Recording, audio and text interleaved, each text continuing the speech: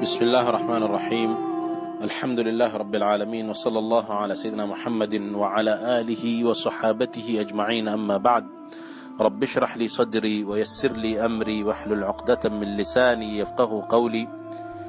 Alhamdulillah, we thank Allah subhanahu wa ta'ala to have given us the blessings to continue with the book of Al-Imam al-Nawawi, the 40 hadith of Al-Imam al-Nawawi. We are on the hadith number 20, الحياء من الإيمان، عن أبي مسعود عقبة بن عمرو الأنصاري البدري رضي الله عنه قال: قال رسول الله صلى الله عليه وسلم: إنما أدرك الناس من كلام النبوة الأولى إذا لم تستحي فاصنع ما شئت. إذا لم تستحي فاصنع ما شئت. رواه البخاري. So the hadith is reported by Abi Mas'ud radiyallahu anhu that the Prophet sallallahu alayhi wasallam, peace and blessings be upon him, said: Inna mimma adraka an-nasu min kalam an-nubuwwati idha lam tastahi fa'f'al ma shi'ta. Verily, among the words people obtain from the first prophecy are these are the words: if you feel no shame, then do as you wish. Insha'Allah, and the hadith is reported by Imam al-Bukhari. Insha'Allah, we'll explain these words so that we make sense of what the words mean, Insha'Allah, and try to understand this hadith of the Prophet sallallahu alaihi wasallam and try to implement it into our life, Insha'Allah, so that we can be guided and rewarded, Insha'Allah. Inshallah, we'll say a little bit more with regard to the hadith so that we can understand. عن أبي مسعود عقبة بن عمرو الأنصاري البدري. This Sahaba, known as Abu Mas'ud Uqba ibn Amr al-Ansari al-Badri, is one of the great Sahabas of the Prophet sallallahu alaihi wasallam. It is said that he was one of the attendants or one of those who was taken part in the Battle of Badr, the first battle of Islam. Others says, there is another narration that says, no, that he was only living near the well of Badr, and he was living in Kufa in Iraq, and then he was amongst the group of Sayyidina Ali radiyallahu anhu ardah. And also it is said that Sayyidina Ali used this great Sahaba as one of the rulers in Kufa. And also this great Sahaba passed away Sanat Arba'ina, or 40 Hijriya, the 40 of Islamic calendar year. And then he is reported to have reported 202 hadith from the Prophet sallallahu alaihi wasallam. We just take a little bit of time to understand these Sahabas, inshallah, who have done great work to report these hadiths to us, inshallah, so that we can understand them, who they are, what they have done, and where they have passed away. A little bit of this here, inshallah, we'll come to explain more about them later on. Inshallah, let's go into deeper explanation with regard to this hadith so that you can understand and see what we benefit from this hadith of the Prophet sallallahu alaihi wasallam. The hadith, the first part, it says, إِنَّمَا أَدْرَكَ النَّاسُ مِنْ كَلَامِ النُّبُوَّةِ الْأُولَى. Amongst the word of wisdom from people obtained from the previous prophets or the first prophecy, these are the words: if you feel no shame when you're doing something, you feel no shame that Allah can see you, you feel no shame that others can see you, therefore they said, then do as you wish. This part where it says min kalamin nubuwwah, أي مما اتفق عليه الأنبياء, things that all the prophets were in an agreement and it was sunnah. وندبوا إليه إذا لم تستحي أي من الحياء وهو خلق يبعث على فعل الجميل وترك القبيح. It is an akhlaq, a character which will lead you to do that which is good and stay away from that which is bad. Being shy. If you are not shy and you do not care about anything, therefore do what you want, because you do not care about anyone. Therefore the Prophet ﷺ said, فَاصْنَعْ مَا شِئْتَ إِذَا نُزِعَ مِنْكَ الْحَيَاءُ فَافْعَلْ مَا شِئْتَ فَإِنَّكَ مُجَازًا بِهِ عَلَيْهِ.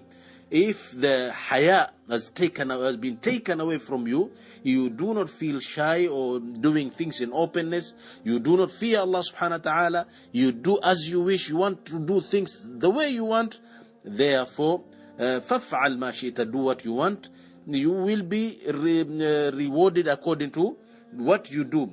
If you do well, or if you do good amals, Allah subhanahu wa ta'ala will reward you. And if you do bad, you will be punished regarding or according to the things that you do. Allah subhanahu wa ta'ala will punish you accordingly.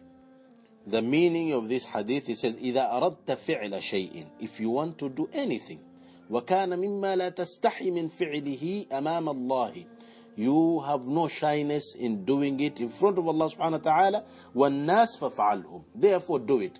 If you think that any a'mal, anything, if you think that you are scared of people seeing you, you have internal guilt that Allah subhanahu wa ta'ala can see you, therefore that thing is bad. For example, if you are standing outside of the masjid and you are eating banana, you will not have fear of Allah subhanahu wa ta'ala to see you and other people to see you. But if you are smoking weed, for example, you're standing outside of the masjid and a shaykh or somebody is smoking, he will fear, or even anyone, he will fear for people to see him, and he will know that it is bad thing. If Allah subhanahu wa ta'ala sees me, it is not a good thing.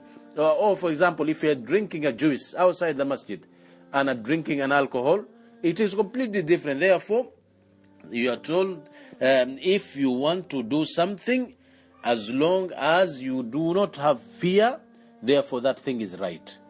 You are not scared. For example, you want to walk outside with your wife. You will not be scared of anybody, and you will know that Allah subhanahu wa ta'ala will bless you. You will not be scared.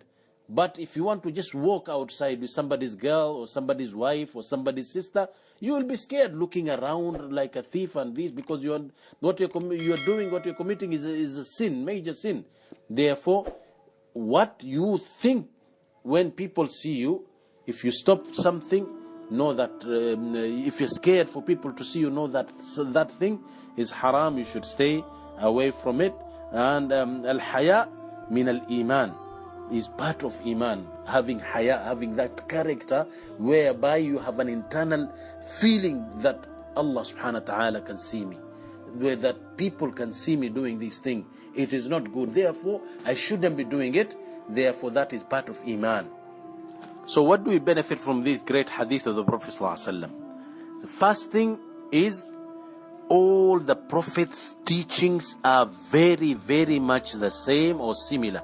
They came with similar or the same message, that we worship Allah subhanahu wa ta'ala, we fear Allah subhanahu wa ta'ala, we do not commit sin while Allah subhanahu wa ta'ala can see us.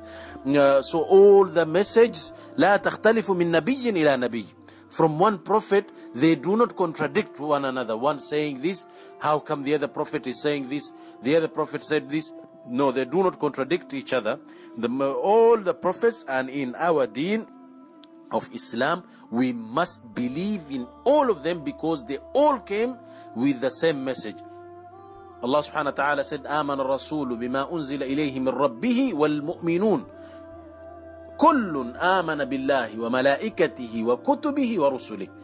So having firm belief in all the prophets of Allah subhanahu wa ta'ala, that completes your iman. Even if you do not believe in Jesus, if you do not believe in Nabiullah Ibrahim, in Nabiullah Musa, your Islam is not complete. Because they all came with the same message from Allah subhanahu wa ta'ala to the mankind. And also what we benefit from this hadith is that أن خلق الحياء من الأخلاق الكريمة.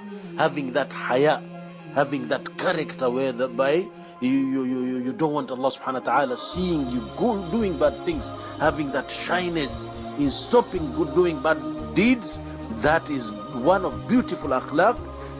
فما من نبي إلا وقد حث عليه. There's none of the Prophet except they've encouraged people to have that internal shyness or consciousness of Allah subhanahu wa ta'ala, fearing Allah subhanahu wa ta'ala.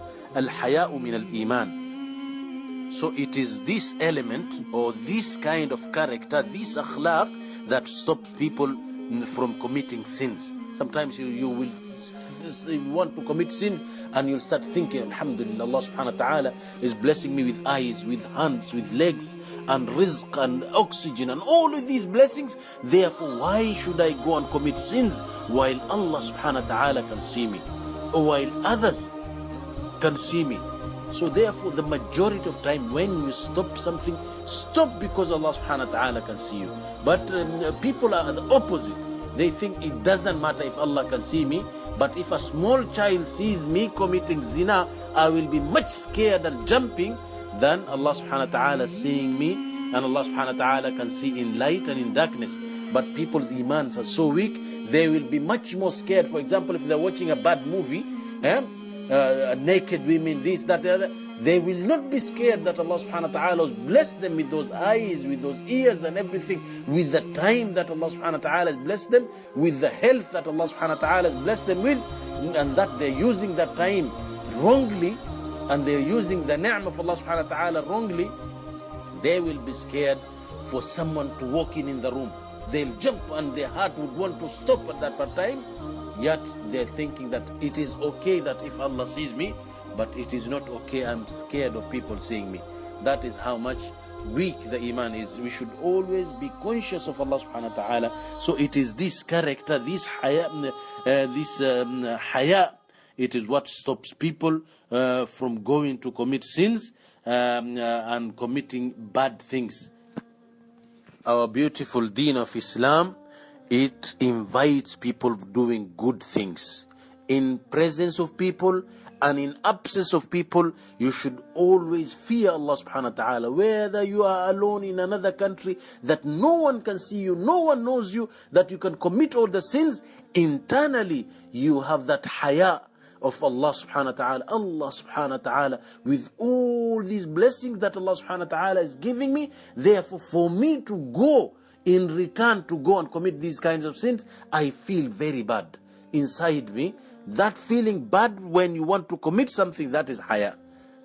Therefore, our Islam encourages us doing good a'mals and stopping us from doing bad a'mals. And one of the akhlaq, one of the characters that Allah subhanahu wa ta'ala, it is something that Allah subhanahu wa ta'ala has put in the heart of a mu'min, to have this haya in front of people. I couldn't be walking naked or with bad clothes or in front of people, and Allah subhanahu wa ta'ala can see me. I could not go and commit sins even if there are not people present, but Allah subhanahu wa ta'ala is present 24/7. So amongst the benefits and the things that we benefit from this is understanding that all the prophets of Allah subhanahu wa ta'ala came with the same message, and al-haya is one of the beautiful characters of the Anbiya of Allah subhanahu wa ta'ala. And also amongst the fada'il, the virtues of haya, is that annahu min alamatul iman. Min alamatul iman, it is the signs that that person is a true believer. When he's alone, he believes that there's someone, Allah subhanahu wa ta'ala can see me, therefore I cannot commit these sins. So is alamatul iman, is the sign that person has iman. And the Prophet ﷺ also in another hadith, he said, wal haya'u shu'batun min al iman, is part of the iman. So if iman is something big, haya is part of it. Having haya is part of it, is one of the parts of iman. And also al haya'u min sifati rabb, and also al haya'u khuluqun yuhibbuhu Allah. It is one of the akhlaq that Allah subhanahu wa ta'ala loves. And also al-haya'u khuluqul Islam. Having haya, it is the character of Islam, the deen of Islam. Even in another hadith, the Prophet ﷺ said, inna likulli deenin khuluqan. Every deen has characters, akhlaq. Wa khuluqul Islam al-haya. He said, and the akhlaq of Islam is haya. Also what we benefit, feeling shy and being shy in certain times, it is not good. Although it is good in most of the time, but in some of the areas it is not good being shy.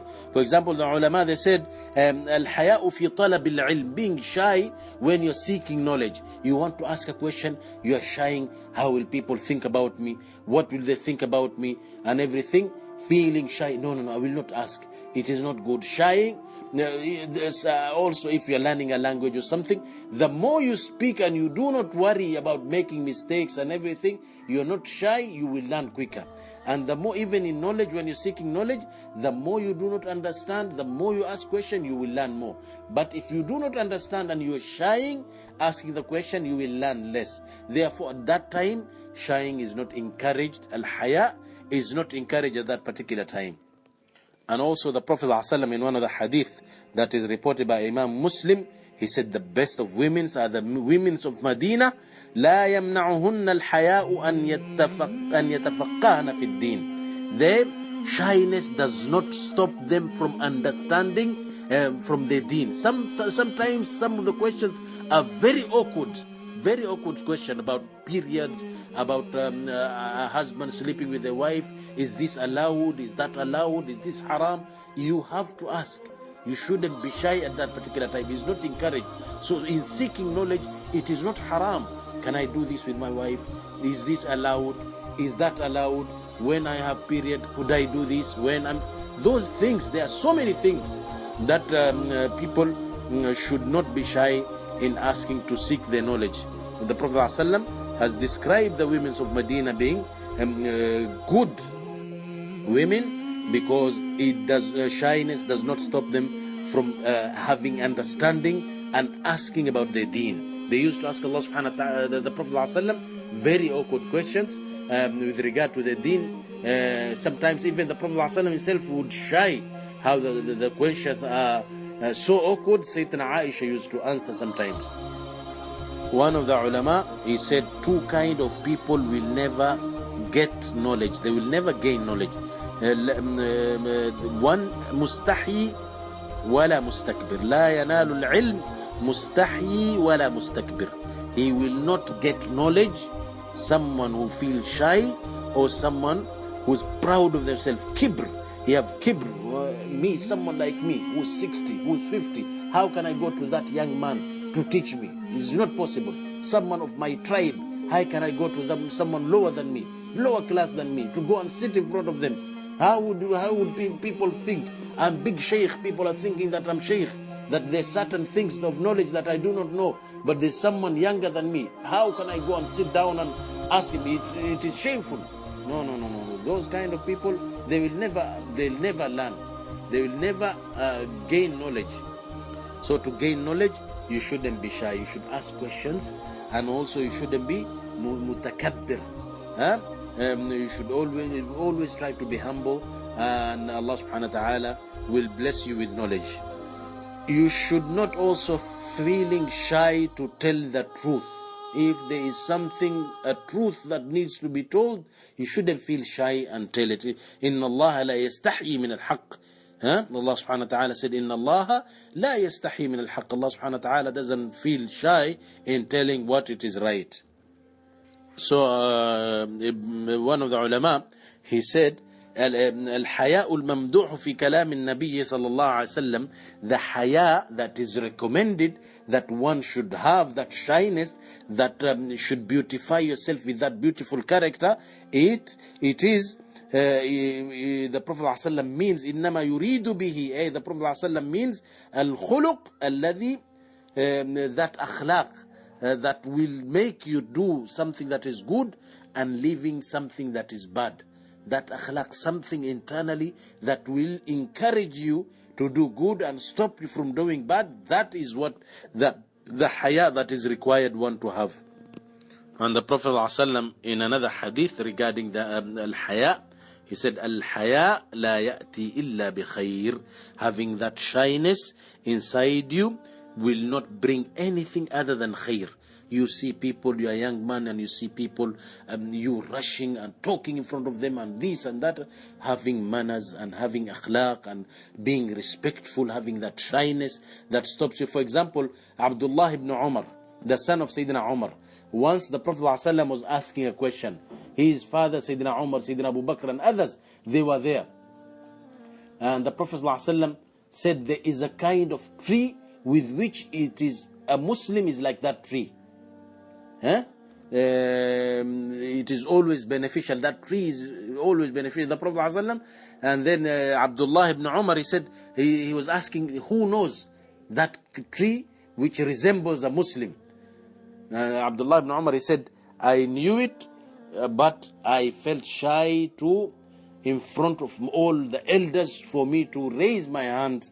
And I was waiting, and the Prophet ﷺ was asking and asking, nobody could answer. He said, therefore the Prophet ﷺ, he said, it is the date tree. Date tree, the tree of the dates, that is the kind which resembles a Muslim.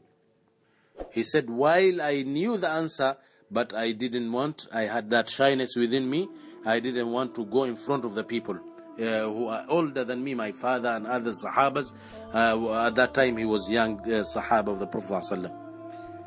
And also one of the ulama, they said, if Allah subhanahu wa ta'ala want to destroy somebody, He takes haya away from them. فَإِذَا نَزَعَ مِنْهُ الْحَيَاء, once Allah subhanahu wa ta'ala takes that haya from somebody, once that haya has been taken away from you, it will only lead you to destruction and committing bad sins. وَالْعِيَاذُ بِاللَّهِ. So Allah subhanahu wa ta'ala, when Allah subhanahu wa ta'ala bless you with that sifa of haya, it means Allah subhanahu wa ta'ala loves you. So we ask Allah subhanahu wa ta'ala, inshallah, to bless us with this beautiful akhlaq of haya, so that it can stop us committing bad sins, and it can encourage us and to worship Allah subhanahu wa ta'ala, to be conscious of Allah subhanahu wa ta'ala. It is very important. It is part of Iman. Always remember that Allah subhanahu wa ta'ala is with you. Allah subhanahu wa ta'ala can see you, and know that you will be held accountable on the day that there's no one who could help you. It is only your deeds, and you will stand. The Prophet ﷺ said, each and every one of us will stand in front of Allah subhanahu wa ta'ala. There's no interpreter between you and Allah subhanahu wa ta'ala. All the good deeds that you have done, you will be rewarded accordingly, and all the bad deeds that you have done, you will be punished accordingly. So we should fear Allah subhanahu wa ta'ala and ask Allah subhanahu wa ta'ala to bless us with this beautiful akhlaq with which the Prophet sallallahu alaihi wasallam was known to have been blessed by Allah subhanahu wa ta'ala with this beautiful akhlaq. Wa sallallahu ala sayyidina Muhammadin wa ala alihi wa sahbihi.